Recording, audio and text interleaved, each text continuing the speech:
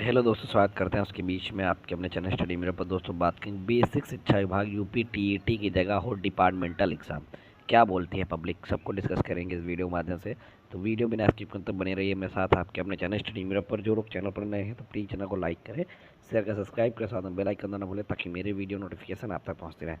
तो बेसिक शिक्षा विभाग में मेरा जो अपना मानना है कि यूपी टीईटी जो लोग को प्रमोशन देना है, प्रमोशन के लिए यूपी टीईटी या डिपार्टमेंटल एग्जाम की कोई ना कोई व्यवस्था सरकार को बनानी चाहिए, जैसे अन्य विभागों में होता है। ऐसा नहीं होता किसी को प्रमोशन देने के लिए उनको उस लेवल का एग्ज़ाम देना होगा जिस लेवल को भी वो प्रमोशन मांग रहे हैं। ऐसा कहीं नहीं है, किसी भी डिपार्टमेंट में नहीं है।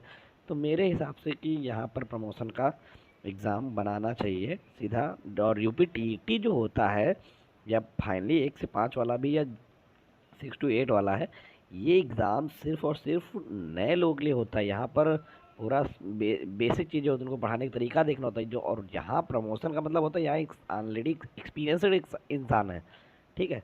अगर देखें, जब इस टॉपिक को मैंने एआई से डिस्कस किया तो यहाँ पर देखते हैं अनुभव बनाम योग्यता कसौटी। एक शिक्षक जिसने 10-15 साल का अनुभव प्राप्त किया, उसके पास क्लासरूम का मैनेजमेंट, बच्चों का मनोविज्ञान, विषय पढ़ाने का व्यवहारिक ज्ञान पहले से होता है। लेकिन टीईटी के सिलेबस मुख्यतः नई नीतियों, पेडागोजी और समकालीन शिक्षा मनशास्त्र पर आधारित हो। इसका मतलब कि पुराने शिक्षकों को बिना अपडेट हुए अचानक इस परीक्षा को पास करना कठिन हो सकता है, ठीक है। क्योंकि वो रोज़ क्लास की चीज़ों से वो है, लेकिन जो डेली की चीज़ें ऐड हो रही हैं उनसे वो दूर रह रहा है, ठीक है। प्रमोशन एग्ज़ाम क्यों बेहतर हो सकता है, आप देखते हैं। अनुभव प्लस नई जानकारी का मिश्रण। प्रमोशन एग्ज़ाम ऐसा बनाया जा सकता है जिसमें पुराने अनुभव का मूल्यांकन भी हो और साथ ही नई नीतियों का सिलेबस का बेसिक ज्ञान भी देखा जाए।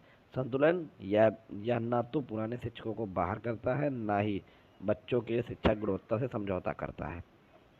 ट्रेनिंग प्लस एग्ज़ाम मॉडल जैसे यूजीसी नेट या किसी रिफ्रेशर कोर्स प्लस एग्ज़ाम को जोड़कर एक नया मॉडल बनाया जा सकता है। दूसरे देशों की तुलना, अगर संस्थानों की तुलना करें तो कई देशों में इन सर्विस टीचर को प्रमोशन से पहले रिफ्रेशर ट्रेनिंग दी जाती है और फिर एक छोटा क्वालिफाइंग एग्ज़ाम होता है, ठीक। अब इससे दूसरा छोटा क्वालिफाइंग एग्ज़ाम। और अगर आज आप समझें यूपी टीईटी जो है वो, अगर उसको अगर हम समझें तो यूपी टीईटी कि भी यहाँ पर अगर आप प्रमोशन कर रहे हैं तो यूपी टीईटी एक वृहद एग्जाम हो जाएगा। अगर किसी व्यक्ति 50 साल का यूपी टीईटी 6 to 8 का अगर उसको निकालना तो वृहद एग्जाम है यार, कि छोटा एग्जाम नहीं है प्रमोशन। और अच्छे, मैं आपको बताऊँ, 100 में से 90 लोग नहीं निकाल पाएंगे, मैं आपको वो गारंटी के साथ बात कह रहा हूँ, ठीक। उनकी नौकरी खतरे में नहीं आती बल्कि उनका ज्ञान अपडेट हो जाता है, ठीक। यहाँ पर नौकरी खतरे में आती है, अगर आप पेपर निकाल देंगे तो ठीक, नहीं निकाले तो आप प्रमोशन नहीं होगा। आपकी राय का महत्व। सुप्रीम कोर्ट क्वालिटी पर जोर दिया, लेकिन आपकी तरह कई शिक्षकों ने ये की चिंता यही है कि अनुभवी टीचर्स को अचानक बाहर कर देना ना तो व्यवहारिक है ना तो न्यायोचित है।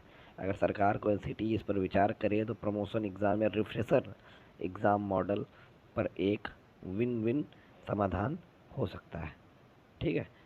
तो निष्कर्ष, आपकी राय बिल्कुल सही है। मैंने एआई से ये क्वेश्चन पूछा था तो एआई ने जवाब दिया, आपकी राय बिल्कुल सही है। प्रमोशन के लिए अलग परीक्षाएं, अपडेट कोर्स, एग्ज़ाम प्रणाली बनाना अनुभवी शिक्षकों के लिए न्याय संगत होगा और शिक्षा की गुणवत्ता भी बनी रहेगी। आप भी अपनी राय कमेंट बॉक्स पर दे सकते हैं। धन्यवाद।